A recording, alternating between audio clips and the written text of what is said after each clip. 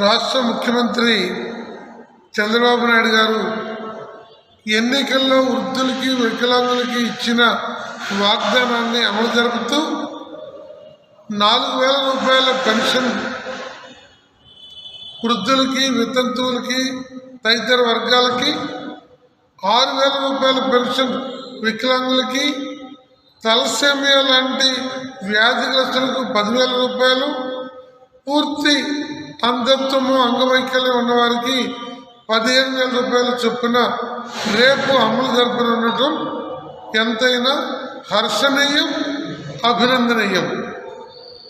రేపు పెనుమాకలో ఈ స్కీముని ప్రారంభించనున్నటువంటి ముఖ్యమంత్రి గారి చొరవని కూడా ప్రత్యేకంగా అభినందిస్తూ, సామాజిక పెన్షన్ల సంక్షేమ సంఘ రాష్ట్ర కన్వీనర్గా గత 2 సంవత్సరాల నుండి ఈ సమస్యల మీద లక్షలాది మందితో సచివాలయాల్లో అర్జీలు ఇప్పించి వీటిని రోజుకి 200 రూపాయలు చొప్పున కనీసం 6,000 రూపాయలు పెన్షన్ పెంచాలని మేము కోరి ఉన్నాం.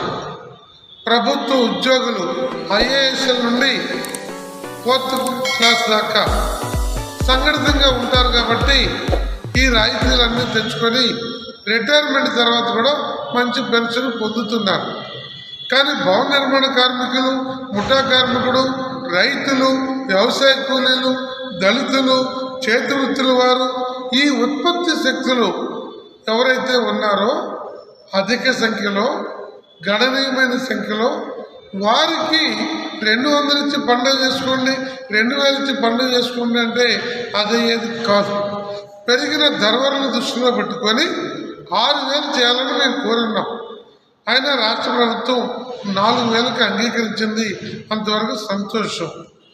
ఈ సందర్భంగా ఈ పెన్షనర్లకి ప్రత్యేక ఆరోగ్య బీమా సదుపాయం కల్పించాలని, వృద్ధులు బ్యాంకుల్లో చేసి దాచుకున్న డిపాజిట్ల మీద వడ్డీ రేట్లు తగ్గించారు, దాన్ని తగు రీతిలో పెంపుదల చేసి ఒక సెక్యూరిటీని వాళ్ళకి కల్పించాలని, అలాగే భార్యాభర్త ఇద్దరు కూడా పెన్షన్ అర్హత వయసు వచ్చినప్పుడు, వారు పేదవారు అయినప్పుడు వారి ఇరువురికి కూడా పెన్షన్ ఇవ్వాలి.